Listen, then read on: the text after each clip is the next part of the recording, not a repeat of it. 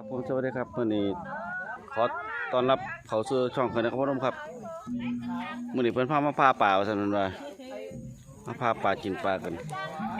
ไปเบิ่งน้ำกันเพิ่นได้ปลาหน่อยคือปลาหลายไปเบิ่งน้ำกันเพิ่นเอิ้นมากับมาน้ำเพิ่นไปเบิ่งน้ำกันครับไปเบิ่งน้ำกันครับมันเพิ่นได้ปลาหน่อยคือปลาหลายพุ่นคนโอ้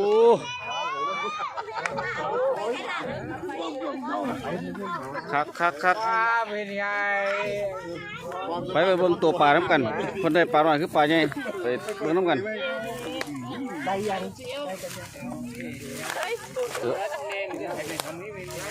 โอ้ตัวปลาเพิ่น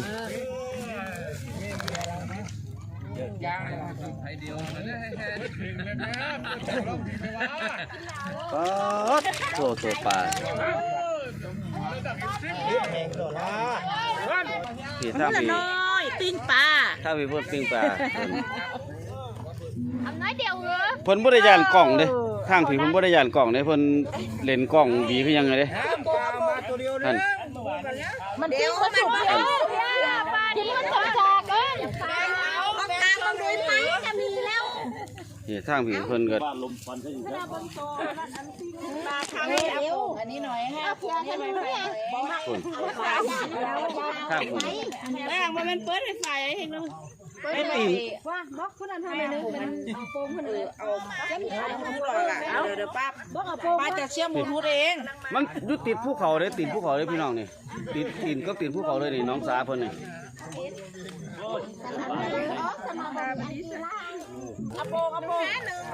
ที่ว่าผมก็บ่รู้จักว่าเพิ่นเอิ้นป่าคือกันบ่ป่าฟังทางพี่ป่าตัวนี้คันมันอยู่ฝั่งไทยก็เอิ้นป่าจีนที่ว่าคันที่ว่าคันอยู่ฝั่งลาวคาลังหม่องอ่ะเขาเจ้าเอิ้นป่าจีนหยาแม่นคันฟังทางแถวสวรรณเขตเขาเอิ้นป่าจีนหยานี่ตัวนี้ป่าจีนนี่ป่าเล้งป่ามาซุ่มแซ่บกันกินโอ้ยติดกับภูเขา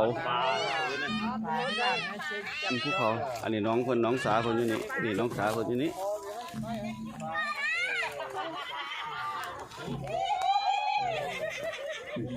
น้องสาคนอยู่นี่คือเขาอยู่นี่บ่ป้านะ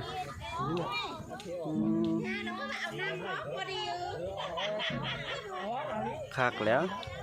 นี่อันนั้นเขาเรียกเห็นอยู่นี่อยู่ฝั่งไทยพี่น้องนี่เฮียนหลังนี่2-3หลังนี่อยู่ฝั่งไทย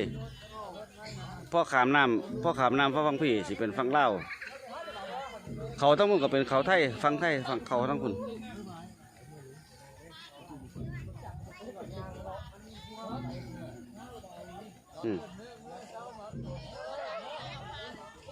คือว่าขามมาฝั่งนี่ก็เป็นฝั่งลาวเลยขามแม่น้ำห้วยน้อยขามห้วยน้อยเขาเป็นบ้านเอิญห้วย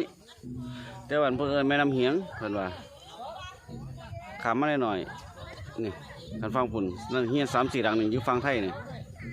ฟังทางผุนนะเอาบนน้องผุนอาบน้ำมาแล้ววันเนี่ยผมเห็นนี่บอกให้เบียงคืนบัวของมาก้อนเนี่ยผู้ได้มักเบียร์ก็กินเบียร์ผู้ได้มักกินเหล้าขาวก็กินเหล้าขาวนี่ทางพี่โอ้เบียร์ก็เด็ดตั้งลงมาลงแล้วพี่เบียร์เพิ่นแช่ไว้เบิดบ่อยากทางพี่เป็น10กระแกนนึงว่าซั่นเราได้เส้นแล้วบ่ได้กินปลาเนี่ยทางพี่เดี๋ยว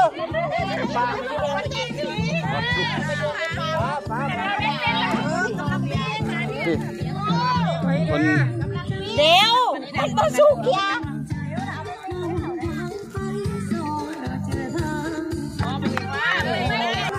นี่บรรยากาศคนน่ะเบียร์จะว่าจะแกะเพิ่นหอบมา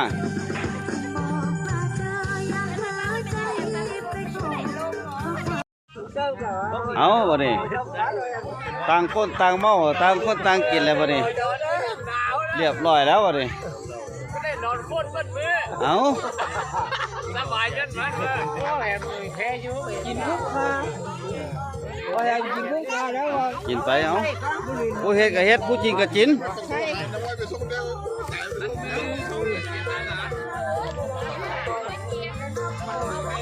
พี่เขาย่างป่าพูดทั้งหมดได้ย่างอยู่พุ่นแต่ข้ากะละมังอยู่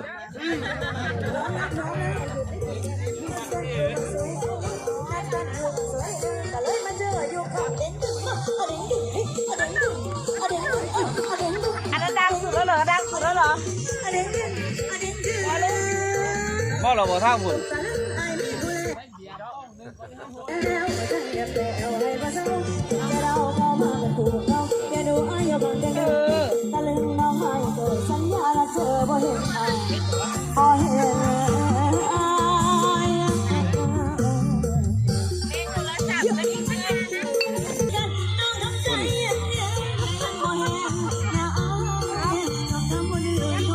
มาไปเข้าแล้วบ่ติดตามมาทั้งห้าขันพ่อ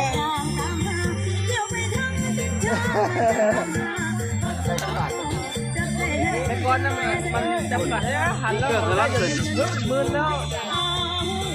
ตักไปได้เลยผู้ใดเนาะสิลูกส่งข้างหน้า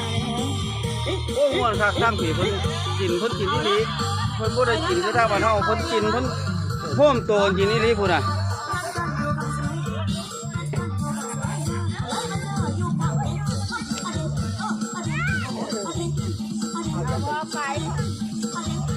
เพิ่นกินดีๆเพิ่นบ่ได้ห้อมโตกินดีๆพุ่นน่ะวัดหมดหมู่บ้านพุ่นเด้มากินอยู่พี่อันนี้เสียเพิ่นมาจากทางกาญจนบุรีครับด่านมะขามเตี้ยครับผมเพิ่นเสียเพิ่นมาทางเพิ่นจัดเต็มที่เลยครับผมขอบคุณครับขับคุณใส่เป็นไหมอันคือเพิ่นมาโตห้อมกินน้ำกันพี่น้องเอ้ยมาโตห้อมกินน้ำกันถามว่าหนาวว่าหนาวแห้งเลยตอนนี้หนาวแห้งเลยใส่เสื้อกันยาวพี่โตยังไงเลย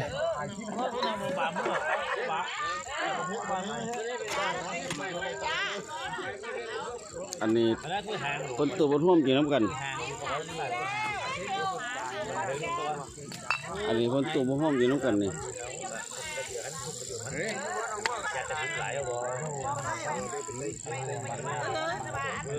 คือว่าขันเพิ่นกินอีหลีทางผีเพิ่นกินแบบว่าเพิ่นกินข้าวอีหลีขันเพิ่นกินนี่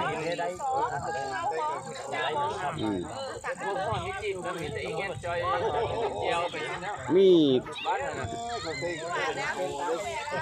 หลายชิ้นเนี่ยเพิ่นเอามาตุ่มห้องกินน้ำกันทางผี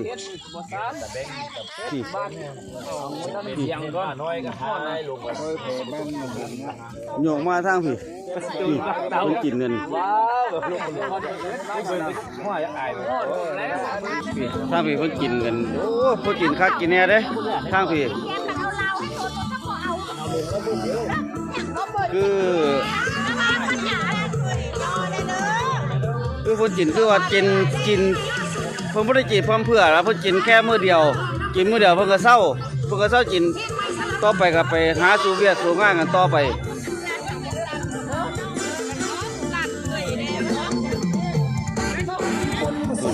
ข้าวเพิ่นกินโอ้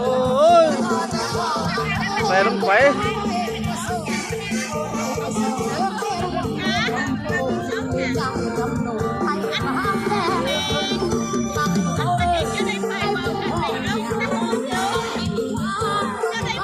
หันหน้าเขากล้องเลยแม่นั่นหันหน้าเขากล้องนะ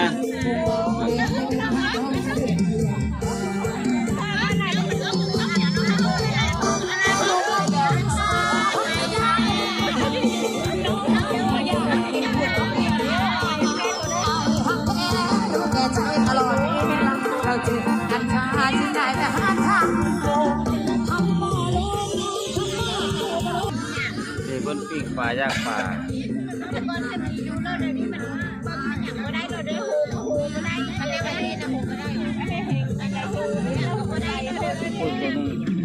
พูดอยู่ในกระมัง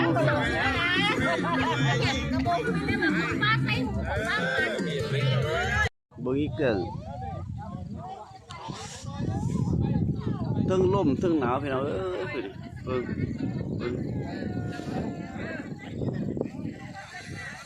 เบิ่งลมพัดกกไม้กกไหลโอ้เย็นแห้งนี่อีเกิ่งคือว่าฟังทางพุ่น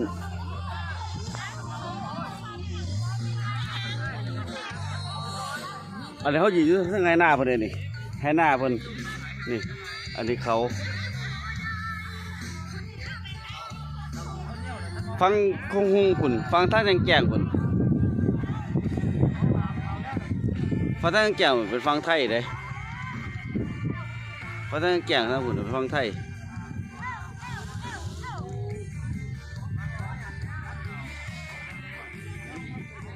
ก็ตอนนี้เขามายืนอยู่ทั้งไฮหน้าเพิ่นทั้งภูเขานี่ทั้งภูเขานี่นั่นลงไปนี่แยกลงไปเพิ่นพี่เพิ่นนั่งกินอยู่พุ่นเพิ่นนั่งกินอยู่พุ่น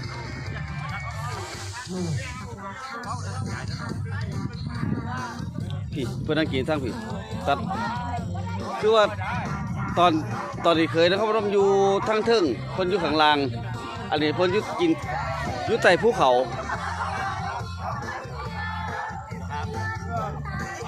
อันนี้เป็นภูเขาวัดนี่ไม่ให้หน้าเพิ่นนี่ให้หน้าเขาอยู่ตีนเขาเลยนี่พุ่นภูเขาอยู่ทั้งเทิงพุ่นพูดเพิ่นนั่งกินอยู่ข้างล่างพุ่นอันนี้คือว่าเขายืนอยู่ตรงภูเขาเด้อนี่อันนี้เพิ่นนั่งกินใต้ภูเขาโ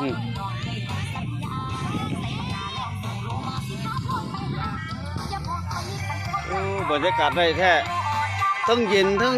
โอ้ใจสิขาดหนาวนี่มาข้างล่างมาเบิ่งเพิ่นนั่งกินนี่อยู่ข้างล่างเนี่ยจากเขาขึ้นไปข้างเทิงสุดๆแล้วเฮามาเบิ่งเพิ่นนั่งกินอยู่ข้างล่างเนี่ยโอ้ยังหนาวเด้ยังหนาวเย็นแห้งเย็นคักน้ำขาวเลย โดยผู้คนกินก็กิน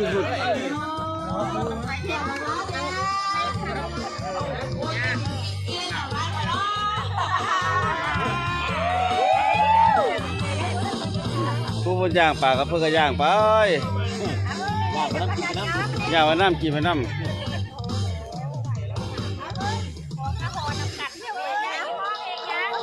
พี่สร้างเพื่อนนั่งกินสร้างพี่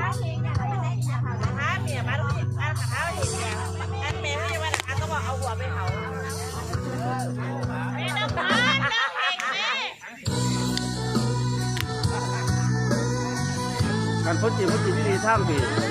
กันพ้นจิตคือว่าวันนี้เขาพวกเวียบุญท่านงานพยัญเดี่ยวสร้างพี่แต่พ้นจิตคือว่าพ้นจิตยุบจิตที่ดี